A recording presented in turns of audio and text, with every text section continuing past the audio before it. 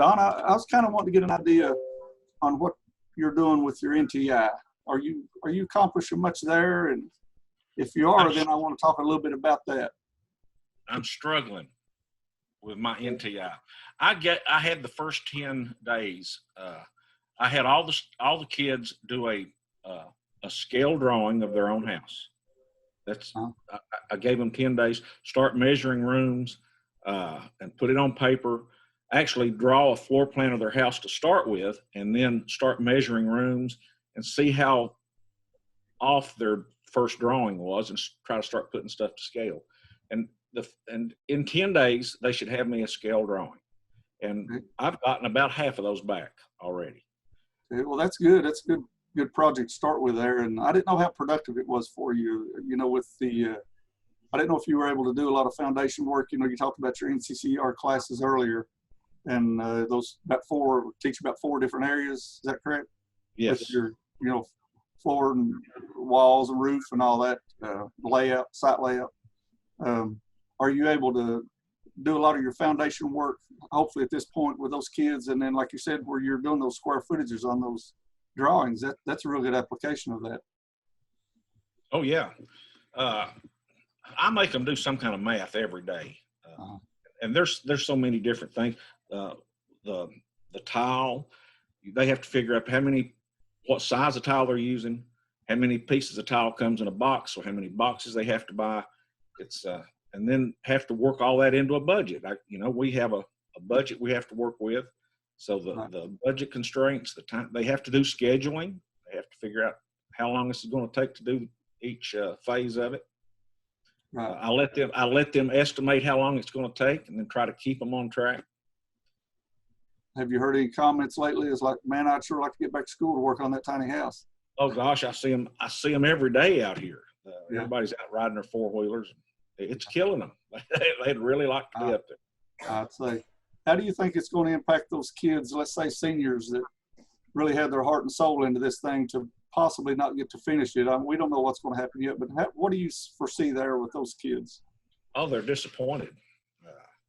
I had about a half a dozen boys, seniors this year, that would come up on weekends. They'd stay after school. I mean, they really took a lot of pride in it. And that's one good thing about this project, isn't it? The kids just get so involved, and they just are totally committed to this project. And I think it's one of the greatest things of this project. You take kids that may not have a lot of interest in anything, and you throw this tiny house in there, and it really brings them to the forefront, doesn't it? Yeah, I've heard almost every year I've taught, I've heard kids tell me that if it wasn't for my class, they're not sure they'd even continue going to school. What would you have to say to a parent? Here's what I'm doing with your kid to try to keep them on track and keep them in the process. What would you say to that parent? That's where I'm struggling, is getting this stuff over the internet to them to be able to keep them. I've talked to almost every one of either the student or the parents. I've talked to them on the phone at least a couple of times. They're finally starting to check their emails, and I'm communicating with them. It's tough. It's a new time, isn't it? Yes, it is. Don, do you think that most of yours have the internet? A lot of them don't. The only way I've been able to contact a lot of them was with telephones. And there's probably maybe 10% of them that I haven't been able to contact, period. Mm-hmm. But a lot of them are starting to email me back, wanting to know when we're going to get back to work. Well, hopefully we could be. We don't know yet. Yeah. You talked about in your PowerPoint, which by the way was really good, about what you had learned from it. And I thought you had some really good points. Do you want to talk about those, or? Well, I every year, you never underestimate what those kids can do. They always surprise me.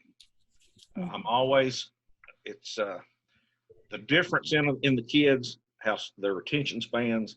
Some of them just continue to want to work. Some you can keep them busy for a little while. It takes a lot of patience. I've always been told I had a lot of patience, but sometimes it's trying to keep them on track, keep them busy, keep them on the same thing for 2 or 3 days. If you have to do the same thing over a couple of days, you can see the interest go away. They want something else to do. Mm-hmm.